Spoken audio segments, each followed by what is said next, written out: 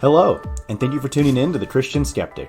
I'm your host, Sean Kerwin, and as always, it's my mission to take an honest look at our questions about Christianity through the lens of logic and reason. I'm not here to preach at you, just to start a conversation with you. I hope you enjoy the show.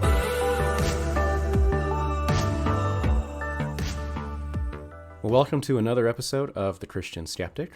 I am very pleased to be joined by a special guest. His name is Dominic Done. And he is a pastor and author.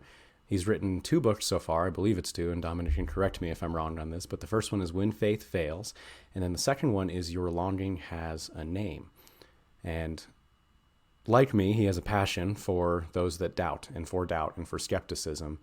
So without further ado, Dominic, welcome to The Christian Skeptic. Hey, so good to be on the show with you. Yeah, so give me and the audience, I guess, kind of an overview. I just gave you that introduction of your passion being similar to mine on skeptic, on doubt, on apologetics, even on philosophy. I was skimming through your second book, and I noticed you start off with a J.R.R. Tolkien reference, which is also another passion of mine, is nice. Tolkien and C.S. Lewis. So yeah, kind of give me that overview. What are you about for our listeners? Yeah, totally.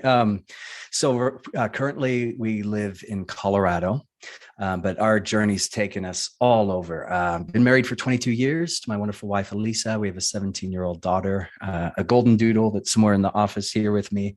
And I've served as a pastor in Hawaii. That was rough for 8 years. And then we went out to Oxford. That's where I did my study and research. And then from there to Portland, Oregon. And we lived there for almost a decade. And I pastored a church there called Westside, a Jesus church. And then put on a book in 2019 called When Faith Fails, as you mentioned, which is all about doubt and deconstruction, which then led to the forming of a nonprofit organization that's called Pursuing Faith. Our website's pursuingfaith.org. Yeah, that's what we're focused on right now here in Colorado. And it's been a wild, beautiful season.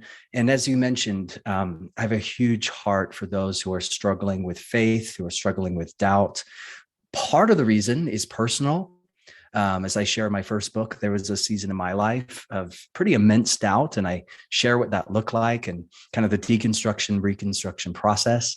But then also pastoral. I think we live at a fascinating moment where, as James K. Smith said, we breathe the secondhand smoke of doubt right now. In fact, an article came out this morning, a fascinating article, talking about how the number of people who don't believe in God has risen to an all-time high in our nation.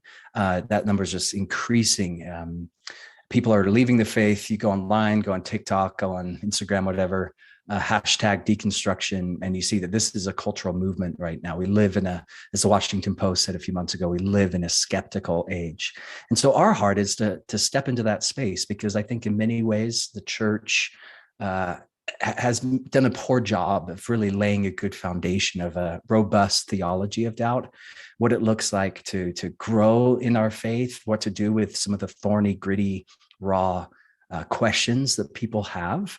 And one of the things I've experienced, I'm sure you have as well, is that typically the way churches have responded to the doubter, the skeptic, the cynic, is either by marginalizing them or by idolizing the doubts. So, with the idolizing doubt, you kind of move more into the progressive liberal forms of Christianity where you throw out doctrines.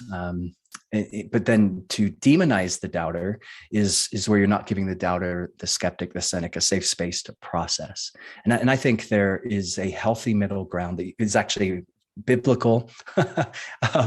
You see from Genesis to Revelation, God giving space to those who have questions. In fact, God actually encouraging people to ask questions. Come, let us reason together, right?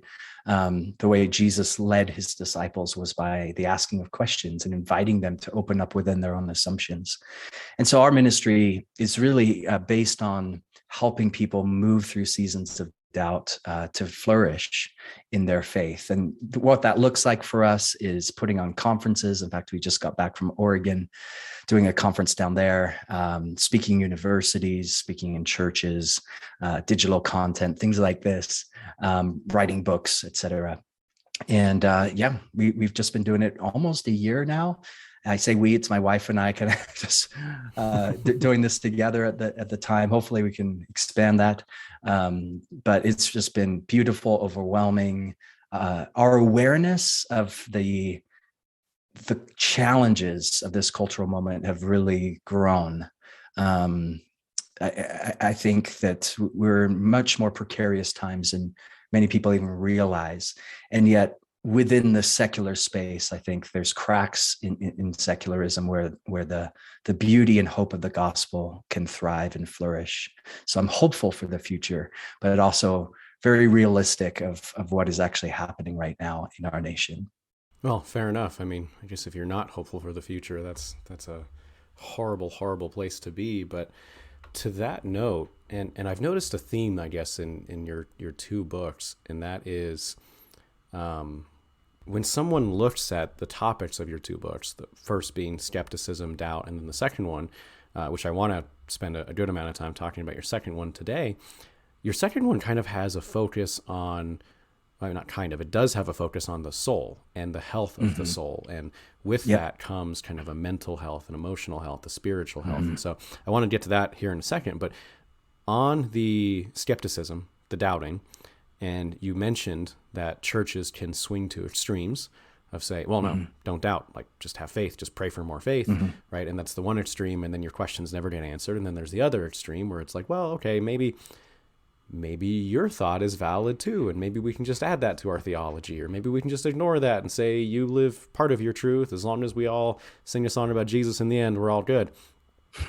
What advice do you have to someone who finds themselves in a church where their doubts aren't being addressed? What should they do? Should they leave the church? Should they deconstruct their faith? I know you went through a period of deconstructing your faith as, oh my gosh, a pastor.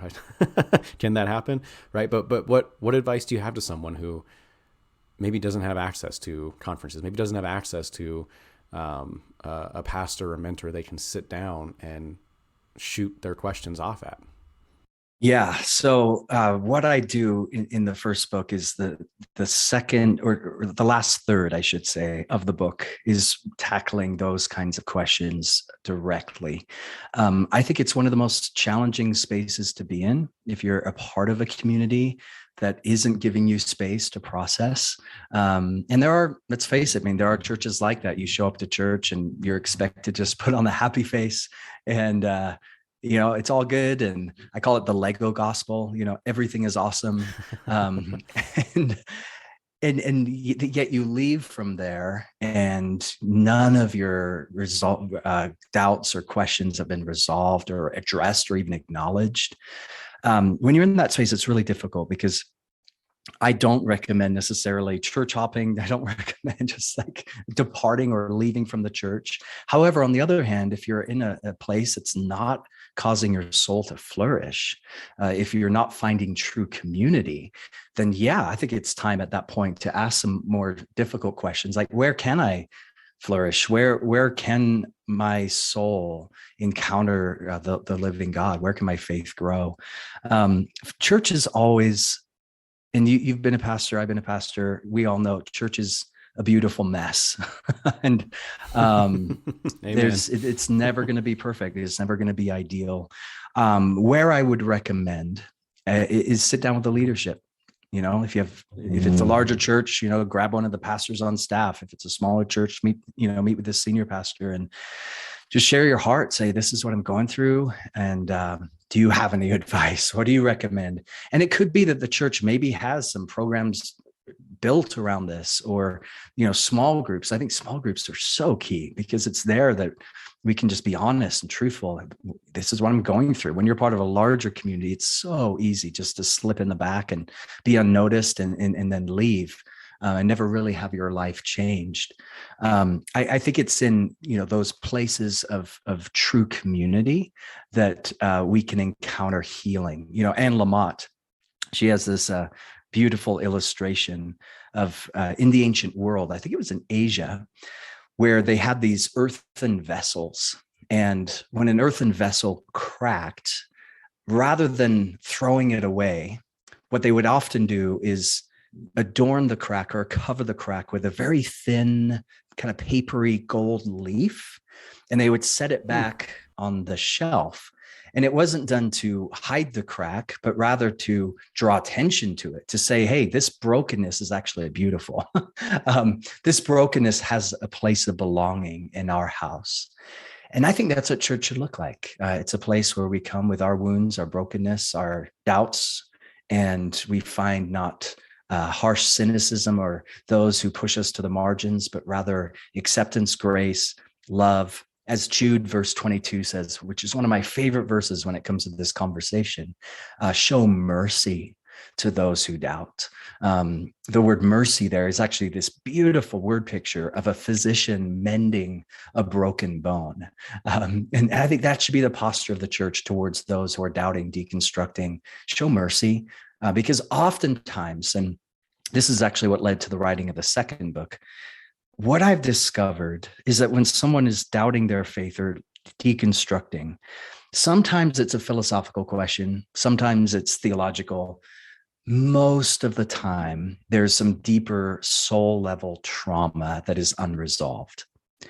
And after working the space, especially over the last couple of years, and as a pastor in Portland, I've come to discover, there's space for, let's have the apologetic, conversations. And how do we know Jesus rose from the dead? Or how about theodicy? Or, what do we do with the weird parts of the Bible? Absolutely. We need to be talking about that. But most of the time, the reason people will leave or depart is because there's something going on in the inner places of their soul. And what I do in the second book then is say, okay, let's talk about the soul. Let's talk about faith. How can our soul flourish? What does it mean to grow in our faith? In some ways, the second book is more proactive to help us not to get to the place of active deconstruction, leaving the church. Because I think if our soul is in a healthy place, it really gives us the tools and resources to know how to navigate those inevitable seasons of doubt that come our way. Very well put. You touched on a few things. I don't think we have time to get to everything you touched on here. But there's a couple things I noticed that you were saying, and this even ties into kind of towards the end of your second book. You talk about friendships and cultivating healthy friendships as a Christian, and really just as an exercise that's healthy for your soul. And again, that's that mental, emotional, spiritual space. I think for the doubting person, and then we can leave the doubting and go onto the soul conversation, but I think for the doubting person, what I've discovered in my seasons of doubt is it's often safest, and the Bible says this, there's safety in the multitude of counselors, right? But it's often safest to try to befriend that pastor that will wrestle through things with you. Or it doesn't have to be a pastor, maybe a spiritual leader, mentor, someone. But I think the person that's safest to befriend is the person honest enough to say the words, I don't know. And odd enough. Yeah, odd enough and honest enough. That's true. But honest enough to say the words, I don't know. It's the kind of person that isn't going to throw an answer at you for every single question, because at the end of the day, we're always going to doubt something. We're always going to be skeptical about something. We can't know the answers to everything. And so that's why, and I don't want to beat a dead horse on this and on this show, but that's why every belief, it requires faith. There's nothing that'll prove atheism. There's nothing that'll prove Christianity. There's nothing that'll prove Islam or Hinduism or Buddhism. Nothing can be proven. We don't know everything about everything. And so at the end of the day, there's something that requires faith. And the person safe enough to talk about it with is the person that will say, I don't know, to some of the questions. Oh, I love that. Yeah. I think those are some of the most liberating words that we could ever utter.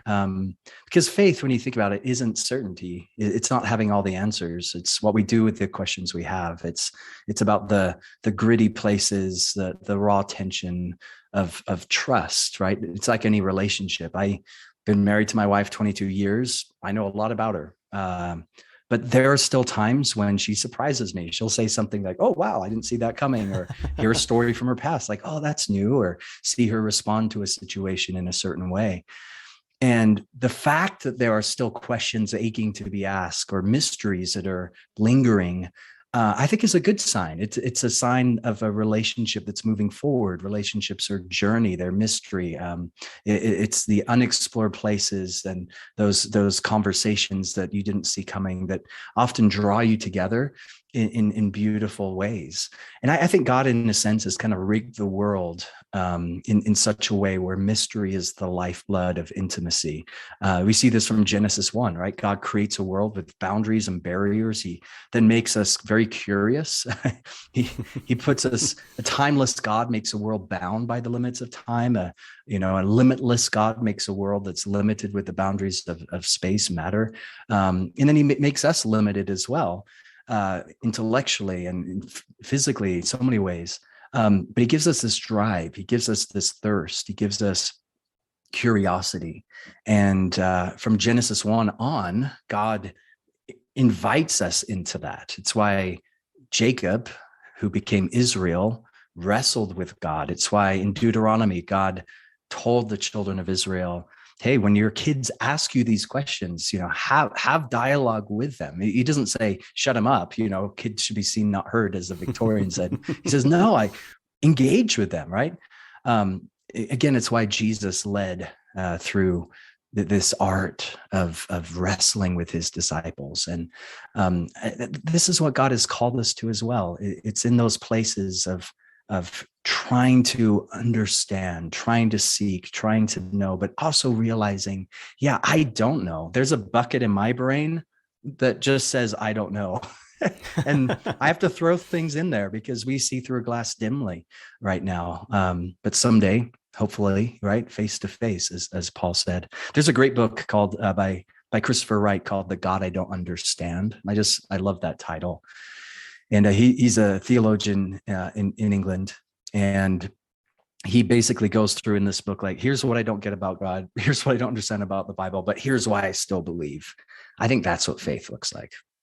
Very well said. To that point, you bring up so much, and it's overwhelming, right? This idea, and even going back to Genesis, like you're referencing, there's this idea of the garden in Genesis, and then sin enters the world, and the thorn and the thistle enter as well, and there's this idea of the desert. And when I think of a garden, and this is a segue into Your Longing Has a Name, when I think of the garden, I think of flourishing.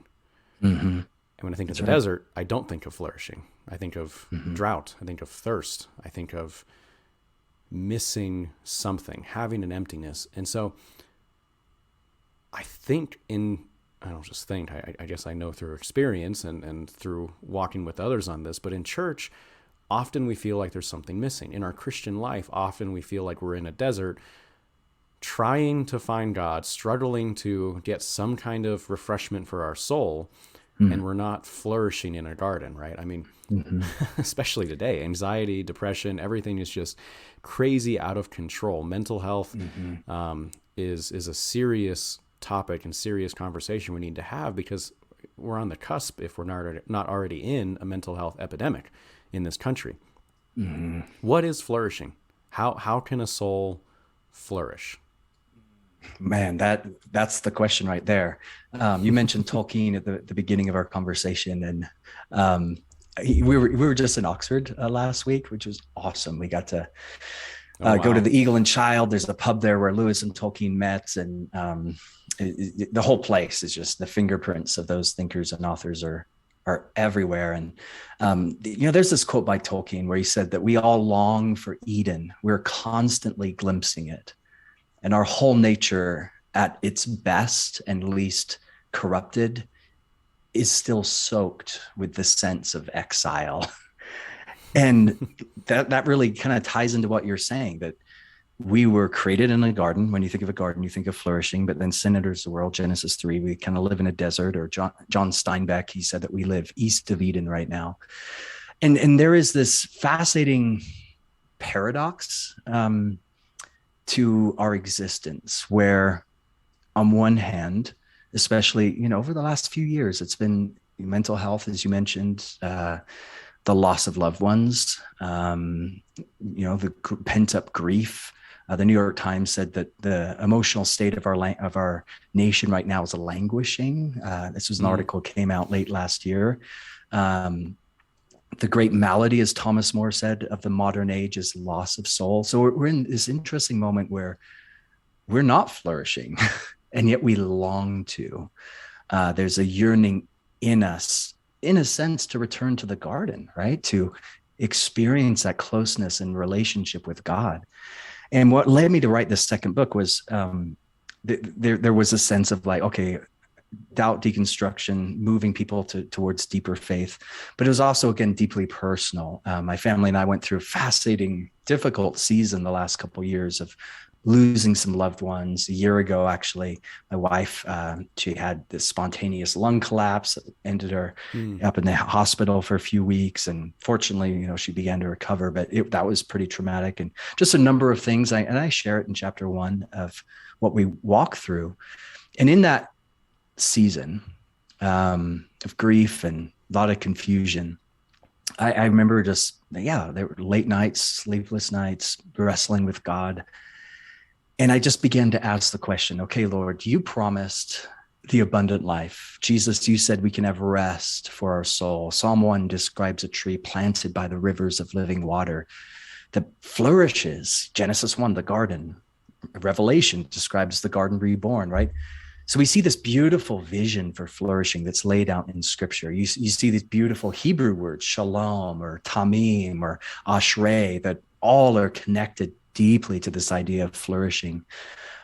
But what does that look like in the midst of hard times?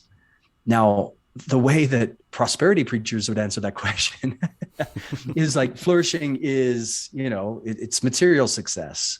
And culture says the same thing, that it's all about how much money you have or a new house or a new spouse or whatever, which is a very Aristotle kind of way of looking at flourishing. Aristotle had this idea of eudaimonia, which essentially means the good life, that we can attain the good life through external pursuits of certain things and the virtues as he defined them.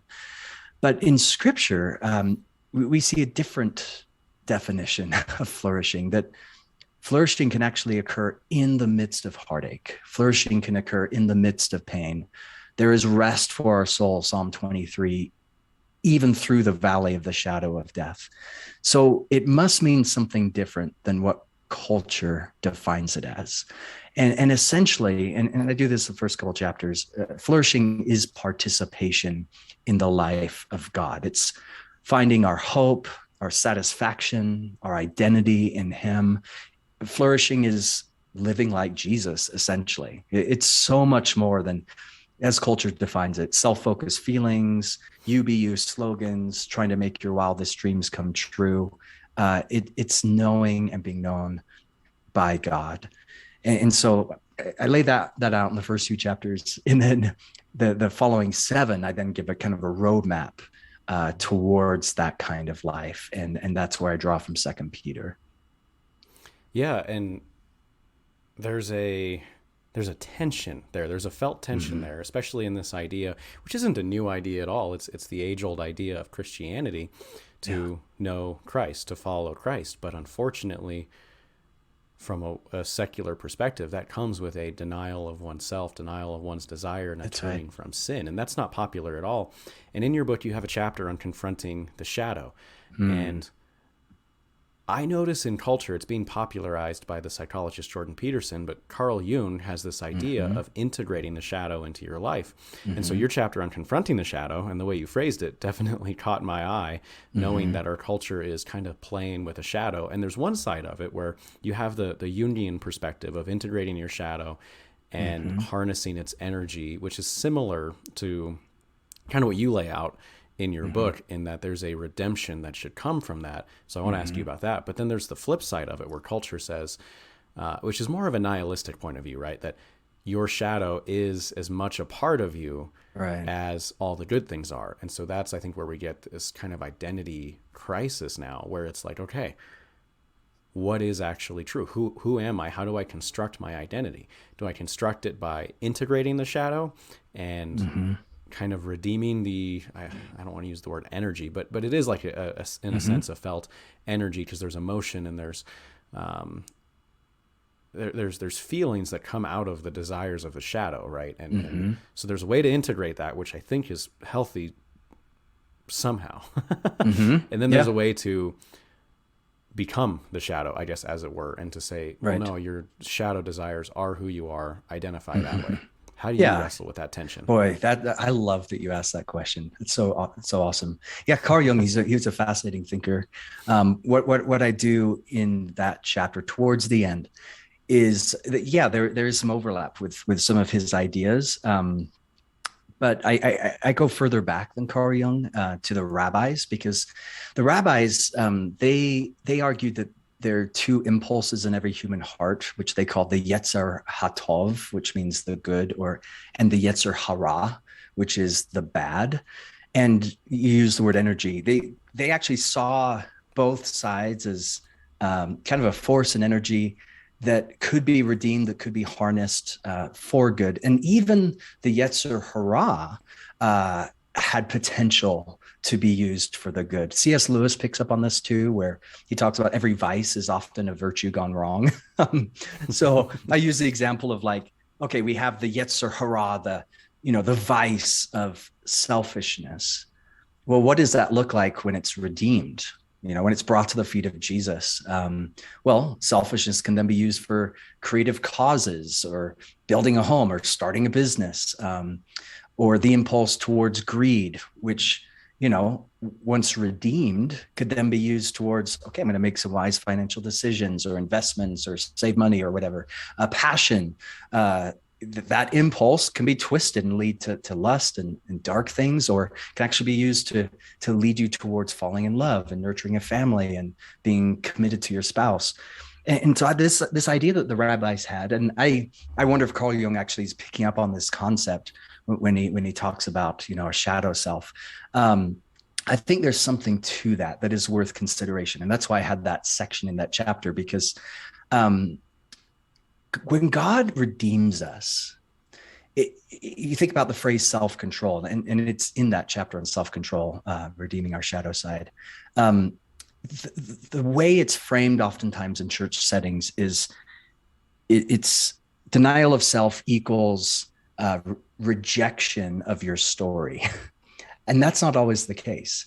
Yes, we're called to die to self. Absolutely. These impulses within us are to be crucified with Christ, as Paul said. But we also have a story. We have a past. We have things we've gone through. We have mistakes that were made. And part of the beauty of the gospel is he calls us not to sweep them under the rug, but actually to expose them for our healing and for the healing of others. Like, God's intent isn't to airbrush the imperfections out of our life, but rather to beautify them with forgiveness and grace. This is why the Bible is so ruthlessly honest about the lives of its heroes and anti-heroes, the mistakes they made, the things they did, the catastrophic impulses that they had that led to all kinds of dark places. David, who wrote the book of Psalms, had an interesting past. Peter denied Christ. The Bible's very honest about this. It doesn't sweep them under the rug, but rather it says, this is their story, but here's how resurrection brought beauty to it. And I believe that redemption means that every part of our story, the victory, the defeat, the laughter, the horror, the joy, the sorrow, all of it is teeming with possibility. And so every shadow in our life, here's an interesting thought experiment. Every shadow in our life is pointing to a substance.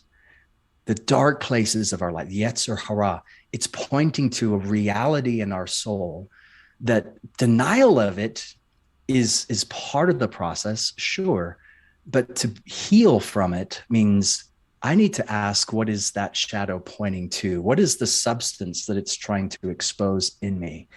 And that's where you do the deeper work that can actually lead to a very wholesome, redemptive place.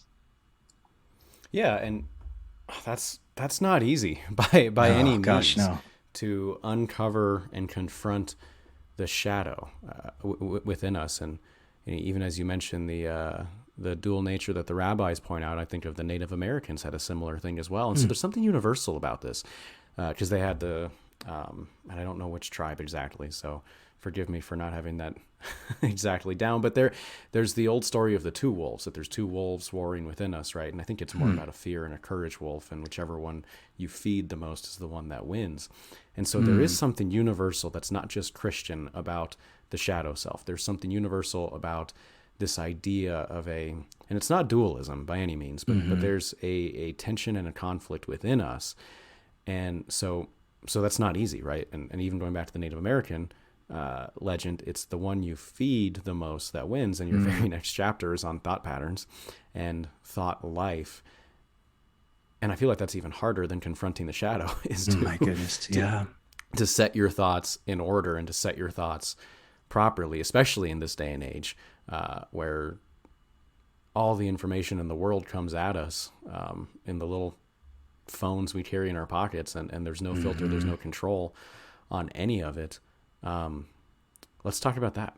What does that actually mean, to take control of your thoughts and to set them on heavenly things, as the Bible would say? Yeah, wow, that's such a relevant question. You mentioned our phones. It's crazy how they control our life right now. This morning, I went down to the gym in between podcasts and stuff, and I came across this video on YouTube that said, "Is TikTok ruining our brains?" Essentially, the answer is yes. I mean, on average, Americans look at their phones over 4 hours a day.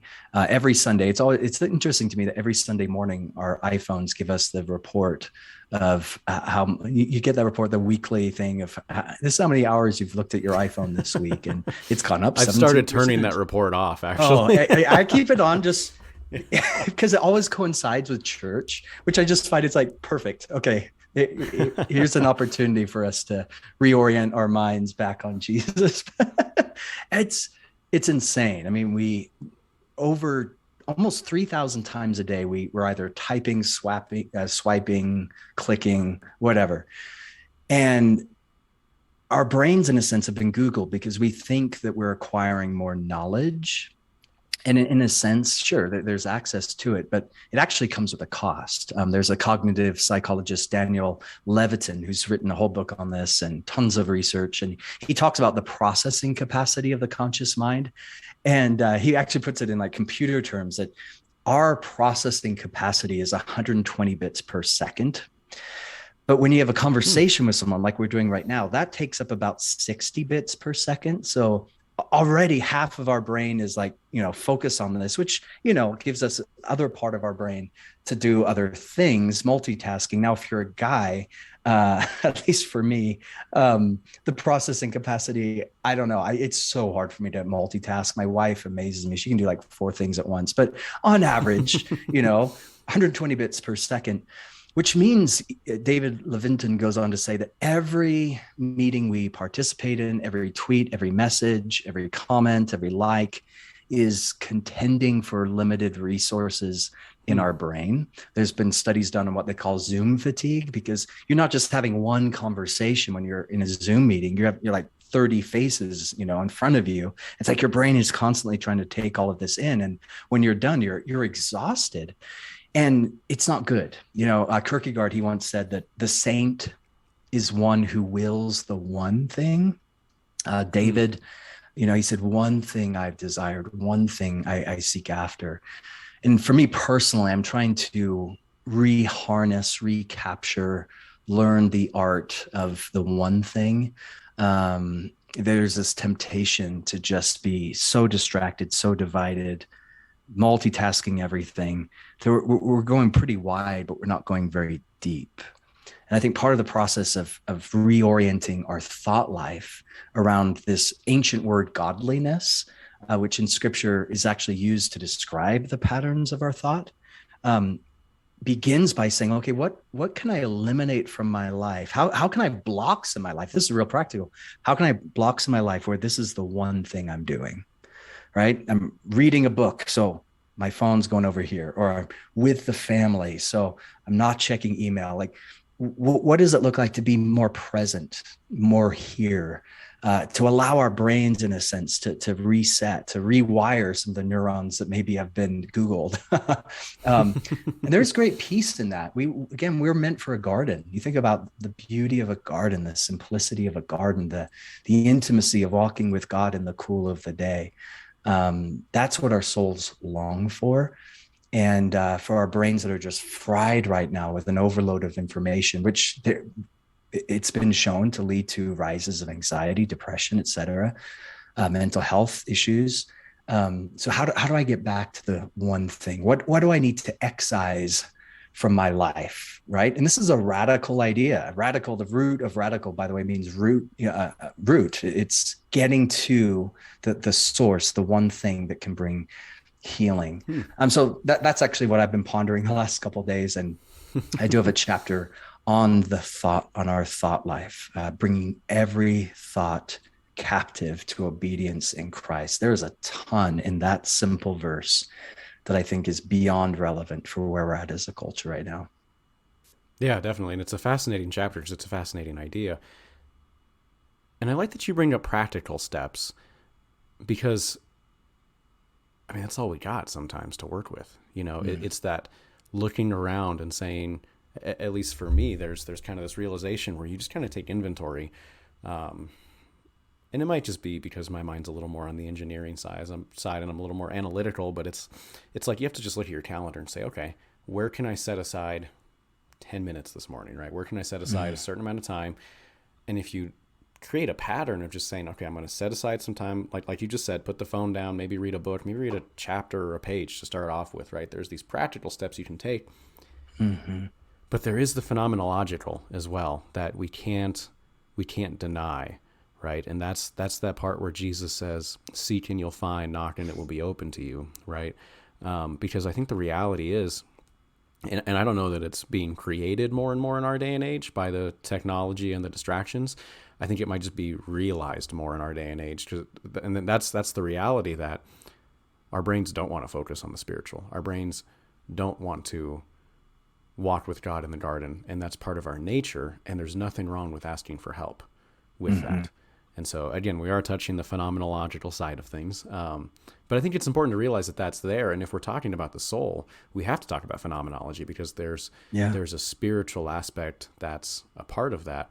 And that spiritual aspect is that relational aspect with the God of the universe, with the God that wants to lead you to a place of flourishing, even if it's not till the end, like the J.R.R. Tolkien metaphor you open up with the tree and realizing what it looks like in the end.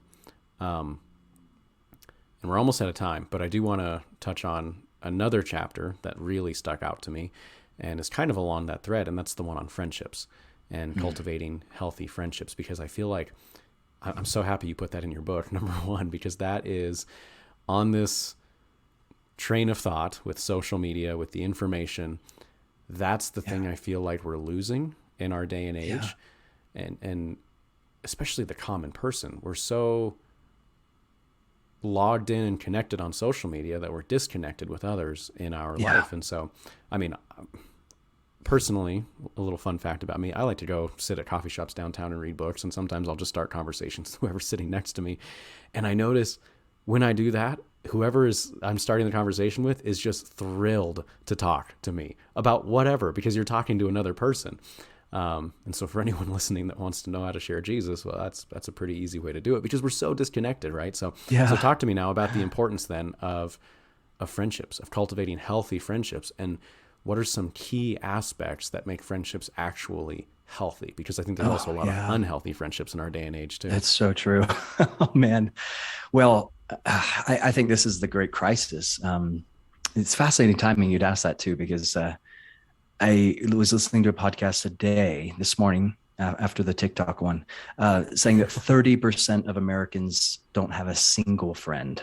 30%. Wow. And then another stat came out a few months ago, 67% of Americans say that they're lonely. Which, again, the paradox of we're more connected than ever. We can tweet and go online, social media and message and all that, but we see a lot of faces, but we're not having that soul level connection. It's interesting that the word friendship comes from two ancient words, freo, which means free, and phreon, which means love. Hmm. So friendship then is one who loves freely. Or in the Celtic tradition, they had this beautiful term, anam kara, which means soul friend. And it's how you describe someone who gave you affectionate space to honestly confess and uncover the secrets of your heart. In Second Peter 1, when Peter is giving us a roadmap towards the flourishing life, he says, add to your faith mutual affection. Hmm. Mutual affection, that's fine, but the literal translation is friendship. It's this word Philadelphia, which is where we get Philadelphia from, which is city of brotherly love. It simply means friendship. That's what they used in the ancient world. He's saying, add this to your faith because you need the affection of others, because it's going to bring a vulnerability, a depth that will build your faith. It's going to bolster your courage. It's going to break down the walls in your life. They'll help you deal with some of the shadow parts. Friendships are like a mirror. They're going to help you see things about yourself that maybe you didn't see on your own. They have an ability to draw things out of us that we didn't even know were there. In fact, in Old English, so we go from the Celtic language to Old English, their word for friend was kith, which means knowledge communicated. So it's not just the knowledge that we reveal about ourselves that makes a friendship thrive. It's the knowledge that friends reveal to us. They give us really glimpses of God, because we're all made in his image. And we need friends if we're going to flourish, if we're going to thrive, if we're going to grow, if we're going to become the people God's called us to be, if our soul is going to be what God, his vision for it is. This is something we cannot do alone. It's why Ecclesiastes, it says two are one, because if one fall down, he's not getting back up on his own. I actually share a story of going scuba diving in that chapter, and basically passing out at 130 feet. I got narcosis, which is a buildup of nitrogen in the blood, which basically can kill you if you're not careful. For some people, it like makes them high. That wasn't my experience. For other people, it's like having the worst panic attack of your life. And then other people just kind of pass out. And that's what happened to me. And because in diving, you are always told to dive with someone. You always need a dive buddy. It's like one of the cardinal rules of scuba diving. Because my dive buddy happened to be there, he sees the eyes roll back in my head at 130 feet down. He's able to grab me, take me up to the surface, basically save my life. And in this moment where we find ourselves in the depths of grief, of political unrest, of deconstruction, of financial struggles, of you name it, emotional, mental health, we need others who can grab us by the shoulders and say, I'm here with you. I'm for you. I'm going to pray for you. I'm going to walk with you through this. We need friends who aren't just there to, here's 10 Bible verses, or, here's, what you should be doing, who's going to hit us over the head. We need friends who just are going to be with us through the lament, through the pain, through the heartache. And again, this ties back into like why church can be so beautiful and finding the right community, because there are people out there who can be our soul friend, our anam kara. And for those who have that, man, what a gift, man. It's from the Lord, and something to cultivate like a garden in your soul. For those who don't have that, those friends are out there, but it does require some effort from us. He who wants friends must be friendly. The book of Proverbs says sometimes there is that hard work of cultivating, spending time. The currency of friendship is time. So this, I believe, is one of the vital ways that our soul can flourish in these fascinating days we live in. Absolutely. I've never heard the Celtic tradition calling friendship a knowledge share, but I love that. And then as you shared the metaphor of scuba diving, it kind of painted this image in my mind of everything we've been talking about thus far, of so often we find ourselves in this culture, in that sea of social media, in that sea of these things that if you just stare at them long enough, they will just make you drown in anxiety, right? And it's, I'm thinking, what's the anxiety? Well, the anxiety is I'm in my own head saying things that are giving me the worry, right? I'm in my own head saying things that are making me feel worthless or out of control, or like the world is crumbling down around me. And it doesn't have to be this complex, crazy thing, but sometimes just listening to someone else puts another voice in your head. And it's almost like it can pull you up if you're drowning in the wrong area of the ocean, kind of like you were with your scuba diving metaphor, right? Because that's just what it is. For those of us that do have those really deep friendships, half of that friendship is listening, right? And so for those looking for that, it's like part of it is, if you just want to be a good friend, be a good listener, There's a Norwegian writer, her name's Arne Garborg, and she's credited with this. I think it's one of the most beautiful quotes on friendship. She said, to love a person is to learn the song that is in their heart and to sing it to them when they have forgotten. And that's how we know who our true friends are, because anyone can be there for us in our success. But a true friend will step up in our ruin. When we stumble, when we mess up, you look around, like, who's there for you? Whose hand is reaching out to raise you to your feet? Because true friends, they're not just going to point out your failure, but they'll actually stoop down to redeem it. And so part of the art of cultivating friendship is not just, okay, who's there for me, but how can I be there for others? Friendship is about the flourishing of this mutual give and take, the flourishing of another person's soul, and our soul in the process comes alive.